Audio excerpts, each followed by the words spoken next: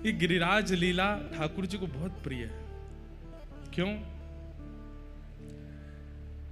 गीत गोविंद में यही पंक्ति गा रहे थे जयदेव महाप्रभु जब जगन्नाथ जी मचल गए और मचल करके कहने लगे जय जय देव हरे, जय जगदीश हरे नहीं, जय जय देव हरे। पहले इस अष्टपदी में जय जगदीश हरे गाने वाले थे। शित कमला कुछ मंडल धृत कुंडल ए कलित ललित वनमाल जय जगदीश हरे। जयदेव महाप्रभु तो ऐसा गाना चाहते हैं, लेकिन ये जय जगदीश हरे जयदेव महाप्रभु को गाने नहीं दिया। जैसे ही ये पंक्ति गाई जयदेव महाप्रभु ने, कौन सी पंक्ति? अभिनव जलधार सुंदर धृत मंदर धृत मंदर श्रीमुख चंद्र चकोर जय जय देव। जयदेव महाप्रभु अभी तक गीत गोविंद की इस अष्टपदी को गा रहे थे, लेकिन जैसे ही ये वाली पंक्ति आई, अभिनव जलधर सुंदर धृत मंदर श्रीमुख चंद्र चकोर, इतने में जगन्नाथ महाप्रभु बोले रुको रुको रुको रुको रुको, ये मेरी अंतरंग लीला है, ये मेरी गुप्त लीला है, तुमको कैसे पता? जयदेव महाप्रभु कह रहे हैं, बोले नाथ, इतने बड़े ब्रह्मांड में शंकराचार्य आपको पहचान जाते हैं, बड़े बड़े रामानंदाचार्य, रामानुजाचार्य, माधवाचार्य, श्री चैतन्य महाप्रभु, गौड़िया वैष्णवाचार्य, ये सब आपको पहचान जाते हैं, और देवताओं का राजा इंद्र नहीं पहचान पाया आपको। ये हो नहीं सकता। इंद्र आपको नहीं पहचान पाया, ये बात हो ही नहीं सकती। अरे इंद्र की पदवी कोई सामान्य थोड़ी है। जयदेव महाप्रभु कहते हैं, ऊपर पाम कर लो, लटक का रहे हो, न्यो कर लो, वाह बहुत बढ़िया। अच्छा, घुंघरू उंगरू पहन के आए, आला फाला सब लगाए के आए हैं महाराज। जगन्नाथ जी ही आए, और कोई रूप में देखियो मत इनको। ये जैसे गिरिराज लीला सुनकर के साक्षात जयदेव महाप्रभु के सामने बोल पड़े, ऐसी गिरिराज लीला सुन के चले आए हैं। गिरिराज लीला बहुत प्रिय है ठाकुर जी को। तो जयदेव महाप्रभु से ठाकुर जी, जयदेव महाप्रभु बोले आपको शंकराचार्य पहचान जाते हैं, आपको जयदेव जैसा सामान्य भक्त पहचान जाता है, आपको इंद्रद्युम्न राजा पहचान जाता है, आपको सब देवी देवता पहचान जाते हैं, लेकिन देवी देवताओं का राजा, स्वर्ग का राजा, एक विशेष लोक का राजा इंद्र नहीं पहचान पाया आपको। मुझे ये बात हजम नहीं होती। ठाकुर जी बोले हम इतने ज्यादा करेक्टर में चले गए थे कि इंद्र पहचान ही नहीं पाया। हम ऐसी मानव लीला कर रहे थे कि इंद्र को पता ही नहीं चला। जयदेव महाप्रभु बोले ये बातें कहीं और बनाइएगा, आपको सब पहचानते हैं। गोपियां गोपी गीत में क्या कहती हैं? वे गोपियां जो व्रज की गोबर थापने वाली गोपियां, जो केवल चौका बर्तन करती हैं, ना कहीं पढ़ने लिखने जाती, केवल जमुना जल भर के लाती हैं, रोटी आदि बनाए करके प्रेम से, सामान्य सी वो सीधी साधी गोपियां, वो गोपी गीत में क्या कहती हैं? न खलु गोपिका नंदनो भवान अखिल देना अंतरात्म दृष्टि वेखन सार्थितो विश्वगुप्त सखउदेवान सात्वतां कुले। जयदेव महाप्रभु कहते हैं वो गोपियां, सामान्य सी सीधी सादी गोपियां, जिन्होंने वेद का दर्शन नहीं किया, जिन्होंने शास्त्रों का दर्शन नहीं किया, वे गोपियां आपके सामने खड़े होकर के गोपी गीत में कहती हैं हम जानती हैं कि तुम नंद के लाला नहीं हो, हम जानती हैं तुम यशोदा के लाला नहीं हो। ठाकुर जी बोले हम बे मैं तो देवकी को लाला हूं। बोले सुनो बात मत बनाओ, तुम देवकी के लाला भी नहीं हो, तो फिर मैं कौन हूं? बोले अखिल देही नाम अंतरात्म दृक, पूरे ब्रह्मांड में सर्व जीवात्मा के चित्त में निवास करने वाले साक्षात जगन्नाथ आप हो, हम जानते हैं। आप साक्षात परमात्मा हो, हम ये बात जानते हैं, हम इसे जानते हैं।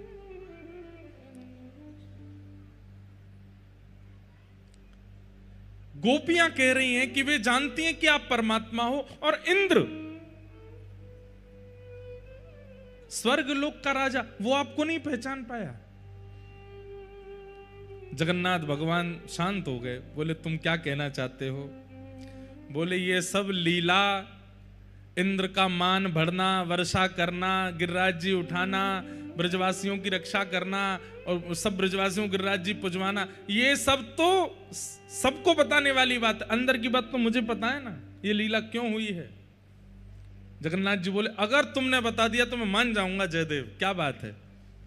तब जयदेव महाप्रभु कहते हैं अभिनव जलधर सुंदर द्रत मंदर श्रीमुख चंद्र चकोर।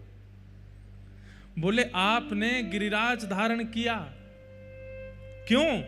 क्योंकि बहुत दिन हो गए थे, आप कभी सरोवर पर लीला करने जाते हैं, कभी वंशीनाद करते हैं, कभी रास विहार करते हैं, पर किसी भी लीला में ऐसा नहीं हुआ कि आपको एक टक किशोरी जी देखने को मिली हों। अभी तक व्रजलीला इतने वर्ष हो चुके थे, कभी किशोरी जी कहीं चली जाती हैं, कभी कहीं चली जाती हैं, और कभी सामने आती भी हैं तो साथ में इतने सखा होते हैं कि आप उनको देख ही नहीं पाते हो। अभी तक ऐसा कोई अवसर नहीं मिला था जिसमें आप एक टक किशोरी जी को देख सको। तब आपने योजना बनाई, बोले ऐसी क्या योजना बनाऊं कोई रुकावट ना आवे, कोई बाधा ना आवे, कोई पर्दा ना आवे, कोई सामने ना आवे, और एक टक मेरे नेत्र श्री किशोरी जी के रूप सुधा का पान करते रहें। तब आपने गिरिराज धरण लीला की संरचना की। ब्रजवासियों की इंद्र पूजा मिटा करके उनको गिरिराज जी लेके गए, और वहां जाकर के गिरिराज पूजन करवा के इंद्र के मान को बढ़ाया, और मान होते ही इंद्र ने वर्षा की। वर्षा करते ही आपने गिरिराज जी अपने नख पर धारण कर लिए। सब ब्रजवासी जब आपके आसपास आकर के घेर करके खड़े हो गए, उन्हीं सब ब्रजवासियों के बीच में श्री किशोरी जी आपके बिल्कुल सामने आकर के खड़ी हो गई। और जैसे सामने आकर के किशोरी जी खड़ी हुई, आपने मन में विचार किया ये बढ़िया समय, जब तक वर्षा होती रहेगी ये ब्रजवासी कहीं जाएंगे ना, किशोरी जी मेरे सामने ही रहेंगे और मैं इनको देखता रहूंगा। वास्तव में तो किशोरी जी की रूप सुधा का पान करने के लिए आपने गिरिराज लीला की है। ठाकुर जी के, जगन्नाथ जी के नेत्र सजल तो हो गए, पर फिर भी बोले अच्छा तो एक बात बताओ, मेरो मन 7 दिना में ही भर गो। किशोरी जी के रूप सुधा को पान करते करते 7 दिन में ही मन भर गया क्या? हे जयदेव ये लीला 7 ही दिन की क्यों हुई? तब जयदेव महाप्रभु बोले क्योंकि इंद्र के पास जलाशय खत्म हो गया था, अब बादल बचे नहीं थे, पानी बचा नहीं था, इसीलिए 7 ही दिन। बोले 7 दिन में इंद्र ने खूब वर्षा की, और 7 दिन बाद इंद्र ने ही आपको इंटरनल मैसेज किया, गुप्त रूप से बताया, बोले जय जय पानी खत्म है गयो है, अब क्या करूं। तब अंत में हार करके इंद्र को वर्षा बंद करनी पड़ी, नहीं तो आपकी इच्छा अगर चलती तो 7 युगों तक वर्षा चलती रहती और आप किशोरी जी की रूप सुधा का पान करते रहते। महाप्रभु जगन्नाथ जी बोले सुनो, इस पूरी अष्टपदी में से जय जगदीश हरे हटाओ। बोले तो क्या होगा? बोले जय जय देव हरे। हे जयदेव, मेरी इस अंतरंग लीला का रहस्य जानने वाले तुम हो, इसलिए मैं इस पूरी अष्टपदी में जय जय देव हरे। महाप्रभु जगन्नाथ जी प्रसन्न हो गए। रो तो ना रहे आप? कहीं अपनी लीला सुन के रो गए हों? अभिनव जलधर सुंदर धृत मंदर श्रीमुख चंद्र चकोर जय जय देव हरे। किशोरी जी की रूप सुधा का पान कर रहे हैं श्री ठाकुर जी। ऐसे श्री गिरिराज धरण को हम बारंबार प्रणाम करते हैं। चलो जाओ मैया पास बैठ जाओ, हैं प्रेम से पहियो माखन बुलाते रही हो जगन्नाथपुरी। वाह, दो चारण पे बंसी मार जाओ, ये मंच पे बैठे कहाँ हैं? मार दो बंसी, ये पंडित जी दो चारण के सिर पे मार जाओ। हम ऐसे मारे करें? पूतना वाले हाथ दिखाए दो एक बार। जय हो।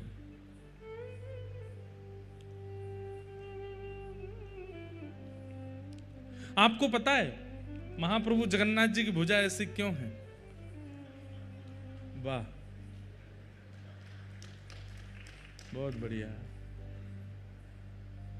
नहीं नहीं ठीक है, अब आप प्रस्थान कर जाओ। जय। अब तुम लोग मत पड़वान लगी हो अपने सिर पे कि हम मार जाओ, उन्हें जान दो प्रेम से। जय। श्री जगन्नाथ महाप्रभु की जय। ठाकुर जी ने मधुर लीला की। तो हम ये बात कह रहे थे, महाप्रभु जगन्नाथ जी की भुजाएं ऐसी क्यों हैं? हाँ, अब आप लोग उनको प्रेम से जाने दो, कथा सुनते रहो। हाँ, अब बस बस बहुत है कि अब जिनको वो मन से मार जाए वही ठीक है, जबरदस्ती मत पड़वाइयो। ये माता जी नहीं मानेंगी, दे जाओ इनमें एक। जय हो। इसीलिए ठाकुर जी प्रकट नहीं होते। ठाकुर जी कहें अगर कलिकाल में प्रकट हो गया तो सबसे ज्यादा समय तो मेरा सेल्फियों में व्यस्त हो जाएगा। बोले प्रणाम बाद में करेंगे। ठाकुर जी 1 सेल्फी प्लीज, एक बार स्माइल कर दो। इसलिए महाप्रभु जगन्नाथ जी ने प्रकट ही नहीं हो रहे हैं, मंदिर में ही बैठे। बोले मोह डर लगा भैया, ये कलयुग के जीव बड़े खतरनाक, और एक पे कृपा कर दे तो सबन की लाइन लग जाएगी, हम पे करो। आचरण सुधारेंगे नहीं, व्यवहार सुधारेंगे नहीं, खान पान शुद्ध करेंगे नहीं, लाइन में लग के दर्शन करके कृपा जरूर चाहिए हमको। ऐसे हम जीवात्मा, हम हमसे डर गए ठाकुर जी, इसलिए प्रकट नहीं हो रहे हैं। मंदिर में ही बैठे, बोले यहीं आ जाओ भैया। उसमें भी फिर गर्भगृह भी बंद कर दिया, बोले सबका प्रवेश वर्जित है, दूर से ही देख जाओ, ज्यादा मेरे पास मत आओ, मुझे बहुत डर लगता है आप लोगों से। कभी कभी हमें लगता है इतने खतरनाक हम होते जा रहे हैं, दिन ब दिन आधुनिकता बढ़ती जा रही है, साइंटिफिक चीजें बढ़ती जा रही हैं और टेक्नोलॉजी में इतने हाई होते जा रहे हैं। कुछ दिन पहले पता चला एक वो चश्मा आता है, उसमें कैमरा होता है, आदमी वो कैमरा चला करके मंदिरों में चला गया, सब खींच लाया फोटो भीतर से। वो तो फिर उसको बाद में पकड़ लिया। इतने खतरनाक हैं हम लोग, इसीलिए डर के मारे ठाकुर जी नहीं आ रहे हैं। कहीं मैं सुन रहा था, जन कौन मुझे बता रहे थे, भगवान ने सृष्टि बनाई और सृष्टि बनाने के बाद ठाकुर जी स्वयं डर गए हम लोगों से। ठाकुर जी बोले मैं इनसे अब कैसे बचूं, ये तो मुझे छोड़ेंगे नहीं। तो ठाकुर जी ने पहाड़ बना दिए, बोले मैं पहाड़ में जाके छिप जाऊंगा। तो फिर किसी ने कहा बोले यहां भी ढूंढ लेंगे आपको। तो ठाकुर जी ने समुद्र बना दी, बोले इसके भीतर डूब जाऊंगा, बोले ये भी खोज लेंगे यहाँ पे। तब ठाकुर जी सब जगह छुपते छुपते कहाँ गए, बोले इंसान के हृदय में ही जाके छुप गए। बोले ये सब जगह ढूंढेगा, यहाँ नहीं ढूंढेगा, सब जगह ढूंढ लेगा, भीतर नहीं ढूंढेगा आपने। तो ठाकुर जी हमारे भीतर ही छुप के बैठ गए। लेकिन हम गुरुजन, हम कथावाचक जन कथा सुना के यही बता देंगे कि ठाकुर जी भीतर ही बैठे हैं, फिर भी नहीं ढूंढेगा भीतर। हमारे पूज्य गुरुदेव भगवान पूज्य पिताजी महाराज एक बहुत सुंदर पंक्ति गाते हैं, उन्होंने खुद ने लिखी है।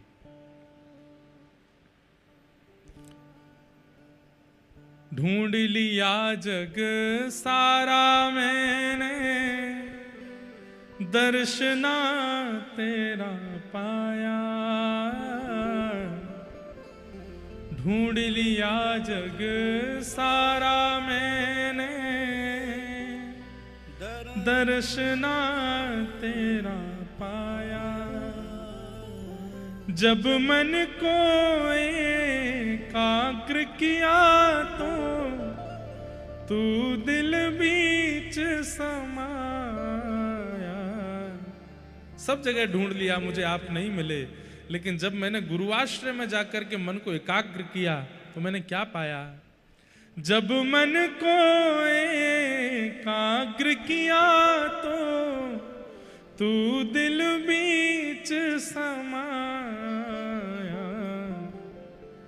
सर्वत्र रहने वाले श्री राधा रमण हमारे, मैं दास हूँ तुम्हारा, मैं दास हूँ तुम्हारा। मुरली बजाने वाले, गिरिवर उठाने वाले, मैं दास हूँ तुम्हारा, मैं दास हूँ तुम्हारा, मैं दास हूँ तुम्हारा। हमारे भीतर ही बैठे हैं ठाकुर जी। तो ऐसे क्यों हैं ठाकुर जी? मैंने एक दिन और कथा में कहा था, यहां ठाकुर जी उद्धार करने के लिए नहीं, यहां ठाकुर जी संहार करने के लिए नहीं, उद्धार करने के लिए ठाकुर जी द्वारिका में बैठे हैं, संहार करने के लिए सुदर्शन चक्र धारण करके ठाकुर जी दक्षिण में बैठे हैं, लेकिन स्वीकार करने के लिए ठाकुर जी भुजा पसार के जगन्नाथ बन के बैठे हैं कि हृदय से लग जाओ। स्वीकार की मुद्रा में बैठे हैं ठाकुर जी। ये स्वीकार की मुद्रा है। आप किसी को देख करके हाथ जोड़ते हैं, किसी को देख करके हाथ मिलाते हैं, लेकिन अपने को देख करके भुजा पसारते हैं, आ जाओ मेरे हृदय से लग जाओ। स्वीकार करने के लिए महाप्रभु जगन्नाथ जी बैठे। यहां के एक राजा हुए, ऐसी मैंने कथा सुनी है। मंदिर में आज भी गैर हिंदुओं को प्रवेश नहीं है, लेकिन आप इस पर प्रश्न नहीं उठा सकते कि महाप्रभु जगन्नाथ जी ने ऐसा क्यों किया, ताकि धरोहर बची रहे। क्योंकि आप नहीं जानते हैं, आप लोगों को आजकल बहुत मित्रता और भाईचारा लगता है, पर किसी समय में ऐसा समय भी हमारे भारत में रहा है कि हमारे देवस्थानों को बचाना मुश्किल पड़ गया था। उस समय पर नियम बनाए गए थे और स्वयं ठाकुर जी की आज्ञा से नियम बनाया गया कि कोई भी गैर हिंदू मंदिर में नहीं आएगा। तब यहां के राजा थे, उन राजा से मुगलों ने कहा या तो हमें मंदिर में जाने दो,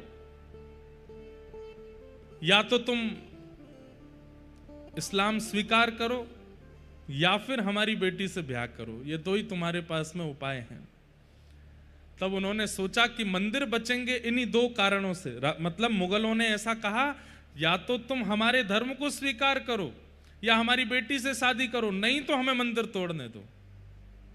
तो उन्होंने कहा कि देखिए, मैं आपका धर्म तो स्वीकार कर नहीं सकता, मंदिर भी मैं तोड़ने नहीं दूंगा, प्राण चले जाए पहले ही मेले, लेकिन आपकी पुत्री से मैं ब्याह कर लूंगा। ब्याह किया। तो ब्याह के बाद में फिर उनका प्रवेश भी वर्जित हो गया मंदिर में। तब वे बड़े व्याकुल रहने लगे कि हे नाथ, मुझ पर कृपा करो, मैंने कोई अपनी इच्छा के लिए तो ब्याह किया नहीं, केवल आपके धाम की रक्षा के लिए यह ब्याह किया। ठाकुर जी बड़े दयालु, महाप्रभु जगन्नाथ जी बड़े दयालु, बोले क्या करें। तभी आपने क्या लीला करनी प्रारंभ कर दी कि मंदिर में बड़ श्रृंगार रात्रि में श्री महाप्रभु जगन्नाथ जी का होता, लेकिन जैसे ही मंगला में पुजारी जी दर्शन के लिए जब मंदिर में प्रवेश करते तो सिंह द्वार के बाहर ही चौखट पर सारी मालाएं पड़ी हुई मिलती। पुजारी लोग बोले ये मालाएं भीतर गर्भगृह से बाहर कैसे आ जाती हैं? मालाओं का ढेर पड़ा है। जैसे ही मालाओं को हटा करके देखा, तभी क्या देखते हैं कि सिंह द्वार पे वहीं दीवार में से स्वयं महाप्रभु जगन्नाथ जी पतित पावन बनकर के प्रकट हो गए। इसलिए आज भी सिंह द्वार पे पतित पावन भगवान का दर्शन होता है। वो किसके लिए है? बोले जिनको भीतर प्रवेश नहीं मिलेगा उनके लिए मैं बाहर आ जाता हूं, यहीं से मेरा दर्शन कर लो। पतित पावन भगवान और महाप्रभु जगन्नाथ जी के दर्शन में भेद नहीं, बल्कि हम लोग कभी पश्चिम द्वार से प्रवेश कर जाते हैं, कभी दक्षिण द्वार से प्रवेश कर जाते हैं, मंदिर में प्रवेश करने की प्रयास करते हैं, परंतु वह दर्शन पूर्ण नहीं माना जाता। सबसे पहले पतित पावन भगवान का दर्शन करो। उनका नाम क्या है? पतित पावन। क्या नाम है? पतित पावन का मतलब क्या होता है? पतित मतलब पाप, और पापों को जो दूर करें वो कौन है? पतित पावन। इसका मतलब क्या है? आप जब तक पतित पावन भगवान को नहीं देखोगे, आप पवित्र नहीं होगे, महाप्रभु जी के दर्शन के योग्य नहीं बनोगे। अगर आप अन्य किसी द्वार से प्रविष्ट हो जाते हैं तो इसका मतलब आप पापयुक्त, अज्ञान युक्त और विचारों से अपवित्र युक्त होकर के महाप्रभु जी के सामने चले गए हो। लेकिन पतित पावन भगवान को दर्शन करके जब आप भीतर जाते हैं तो एक प्रकार से पतित पावन भगवान आपको पवित्र कर देते हैं, स्वच्छ कर देते हैं, निर्मल कर देते हैं। उसके बाद आप दर्शन के लिए जाते हो।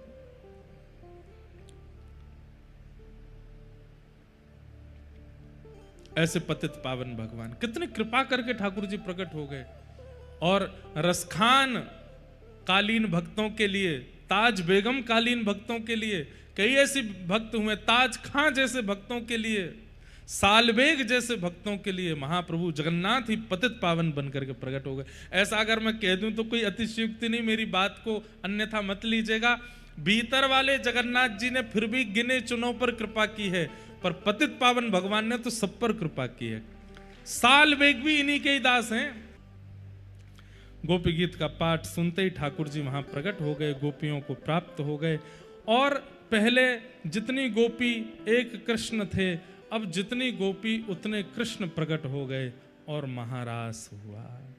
देवादिदेव महादेव शंकर भगवान या तो व्रज वृंदावन में गोपेश्वर बन के बैठे हैं या जगन्नाथपुरी में गोपेश्वर बन के बैठे हैं। महाप्रभु जगन्नाथ जी के मंदिर के बिल्कुल पश्चिम भाग में जब आप देखेंगे तो पश्चिम भाग में श्री गोपेश्वर महादेव बैठे। इसका मतलब क्या है? जैसे वृंदावन की लता पता गुल्म सब रात्रि में गोपी बन जाते हैं और ठाकुर जी रास करते हैं, ऐसे ही श्री जगन्नाथपुरी में ये जितने भी मंदिर हैं, मंदिर के भीतर ये सारे मंदिर सुदर्शन चक्र से लेकर के बिमला देवी तक सब गोपी बन जाते हैं। और रात में बिल्कुल कोई नहीं होता मंदिर में, तब जगन्नाथ महाप्रभु रास विहार करते हैं। इसीलिए तो उनका बड़ श्रृंगार होता है। इतना सुंदर फूलों में सज धज के ठाकुर जी कहां जा रहे हैं? हमारे अष्टसखा एक पद गाते हैं, मोहन कहां चले बन ठन के। और दिन तो ठाकुर जी केवल कछनी काच करके और सिर पर मुकुट धारण करके और सैन चलाते हुए बंसी धारण करके केवल गैया चराने जाते हैं, पर कभी कभी ठाकुर जी विशेष श्रृंगार कर लेते हैं। तो गोपियां अपनी अटारी और जंगला में खड़े होकर के प्रतीक्षा करती हैं, कन्हैया जब गौचारण करने जाएंगे तो हम उनको देखेंगे। कभी कभी ठाकुर जी का विशेष श्रृंगार क्या है पता है? अगर केश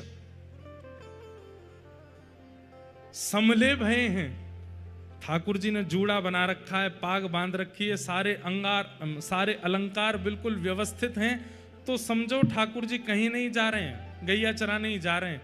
लेकिन केश थोड़े उधरे हुए हैं, अलंकार इधर उधर हो रखे हैं, कानन के कुंडल ऊपर नीचे है रहे हैं, मुखमंडल पर प्रश्वेत के बिंदु आ रहे हैं। गोपियां समझ जाती हैं निश्चित ही किशोरी जी से मिलने जा रहे हैं, तभी भावुकता के कारण विचलित हो गए, तभी इनके अलंकार श्रृंगार आदि सब इधर उधर अस्त व्यस्त हो गए, डर के मारे पसीना छाए रहो मुख पे। तब गोपियां गाती हैं, हे मोहन कहाँ चले बन ठन के, कहाँ जा रहे हो इतने बन ठन के। ठाकुर जी बोले, मेरा सब कुछ उधर गए और तुम कह रही हो बन ठन के जा रहा हूं मैं। तो रात में जब ठाकुर जी श्री जगन्नाथ जी बड़ श्रृंगार करते हैं तब कहना चाहिए, मोहन कहाँ चले बन ठन के।